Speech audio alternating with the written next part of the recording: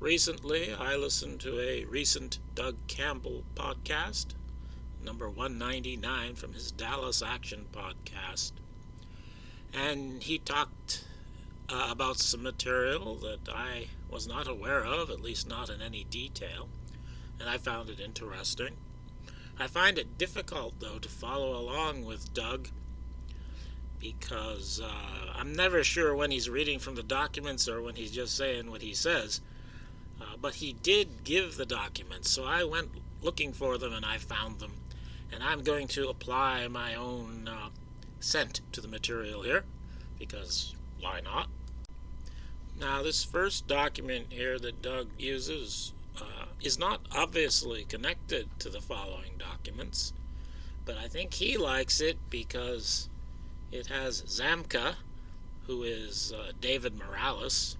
I think that person is of particular interest to Doug as a suspect in the Kennedy assassination. It has Zamka looking for a ship suddenly, as Doug puts it, on the day of the assassination, or the night, 7:30 p.m.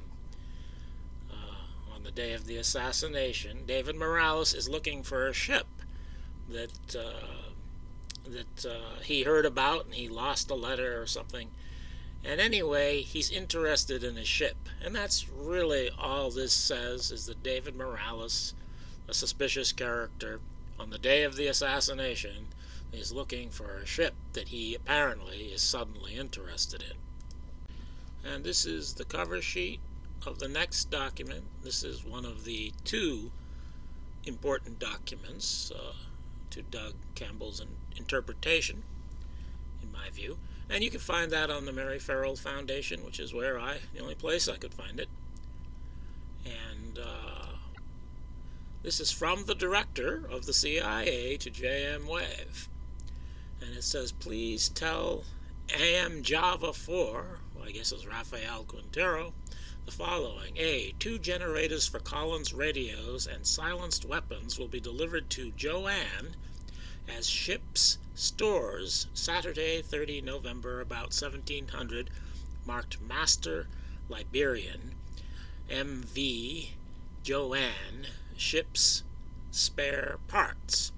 B, comfort items for Exfiltration in hole number 1 will be marked Plantation number 1.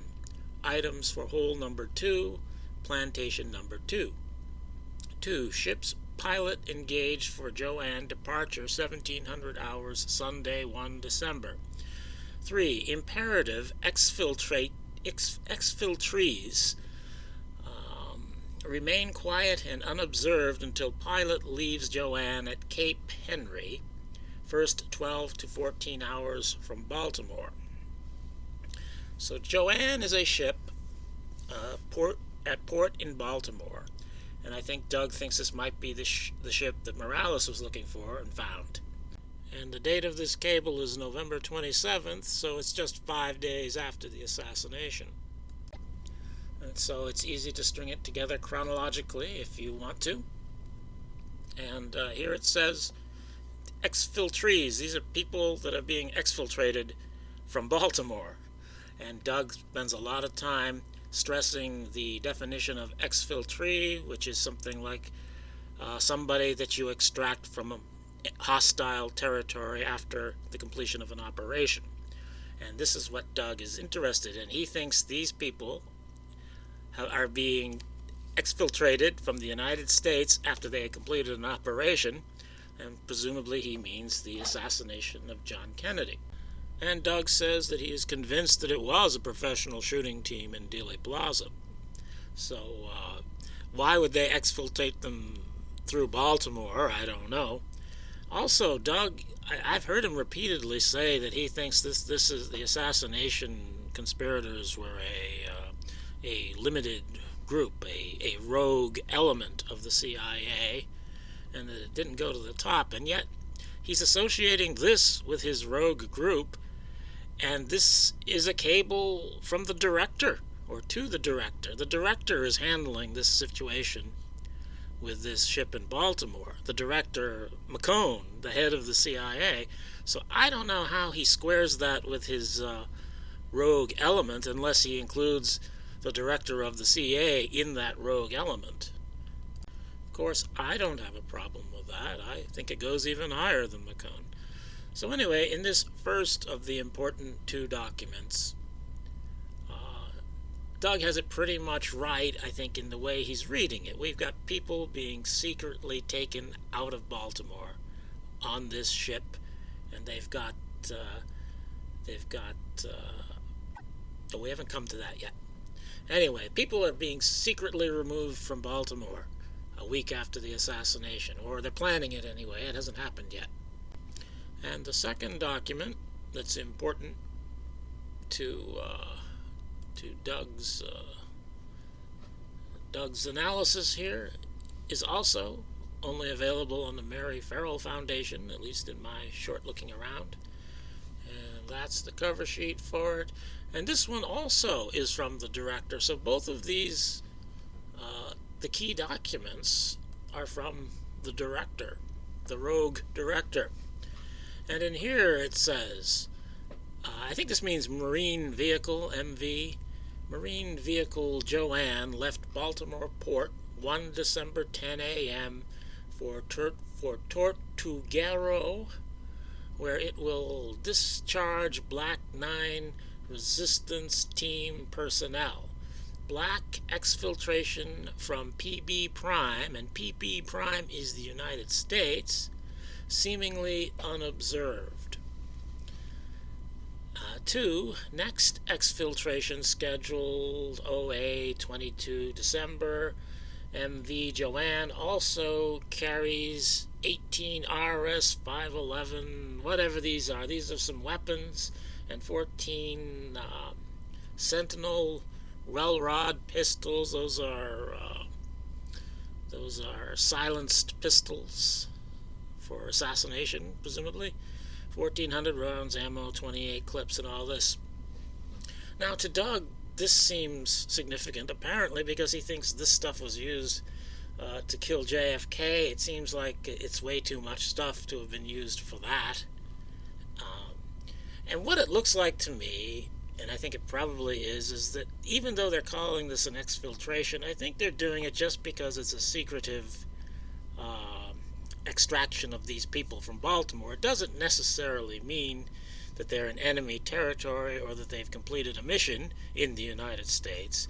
I think it means it's a secret extraction, and they're sending all this hardware. But anyway, we have them being called the Black Exfiltration, and they're called the Black 9 Resistance Team.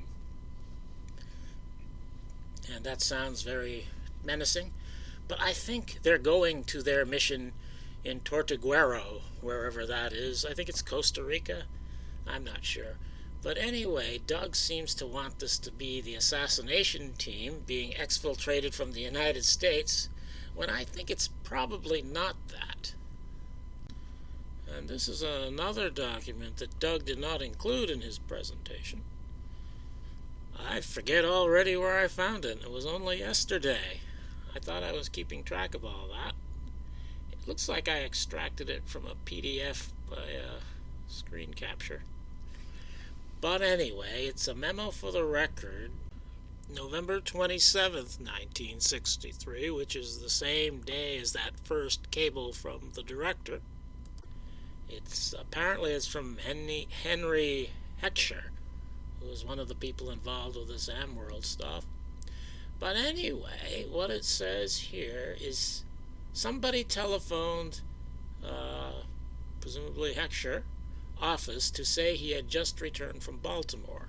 He had gone to Baltimore to visit the ship Joanne and to talk to the crew. He reported the men are in high spirits and anxious to start fighting against Castro. He added that he went aboard the ship at 0200 in the morning so as not to attract attention. Now, it's possible this memo was just made for cover, internal cover, I suppose.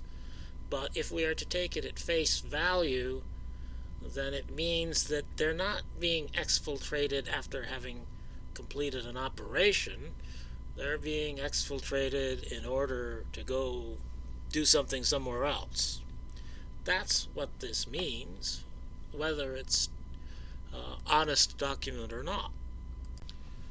And this is from a Larry Hancock book, which I have not read, but I just Google around. It saves time and context. But anyway, I would think Doug would be aware of this because he's into this side of things. And in here, Hancock says, on the Joanne's first operational mission, it carried the Black 9 resistance team, as well as several electrical generators, 2 radio sets, and 14 silenced pistols with some 1,400 rounds of ammunition. The ship's destination was Artemis' new base at Tortuguero, Costa Rica. So Larry Hancock knows about this stuff, and he doesn't seem to think they're exfiltrating a JFK assassination team. Of course, Larry Hancock might not know everything, but I think that Doug should have mentioned this in his presentation, so people like me who aren't familiar with all the context here would realize this isn't something he just found, he and his friend. I forget who his friend was, but it's something that's known about by other people, and these other people don't suspect the same thing he does. I think that should be mentioned in an hour-and-a-half podcast. And this is also by Larry Hancock and another writer, I believe, whose name I forget. And from the Mary Farrell site, I'm just going to read the second yellow part there. And of course, there is the mystery of the Black 9 team. Some 9 combat team members were sent to Philadelphia to exfiltrate via the boat outbound for Costa Rica. But documents also show that 9 Cuban exile crew from the boat resigned and somehow made their way back to Miami before the boat sailed. That appears not to have raised any concern or discussion. From an operational security view, it certainly should have, and Manny Chavez should have been up in arms about it. How did the crew get replaced so quickly? Or was it something more sinister in play than this apparent personnel shuffle? So there is a mystery, apparently. They don't, unfortunately, they link to these other documents that Doug linked to. Oh, maybe that's where I got that one. I didn't. No, that's a different one. They link to these other documents that Doug links to, but they don't link to this document that talks about the crew resigning and all that. So there is some mystery there. So perhaps Doug's suspicion is correct. Perhaps this exfiltration has something to do with the assassination. Of course, I don't believe in that sort of an assassination team. I don't think that's what was shooting in Dealey Plaza. There's a couple individuals I can't name who are shooting. Maybe they were part of this team. It's possible that a dark-complected man would fit into this group, even though he wasn't shooting. So I'm not saying it's impossible that this was related to the assassination, but I don't think it's the way that Doug is describing it in his podcast, at least.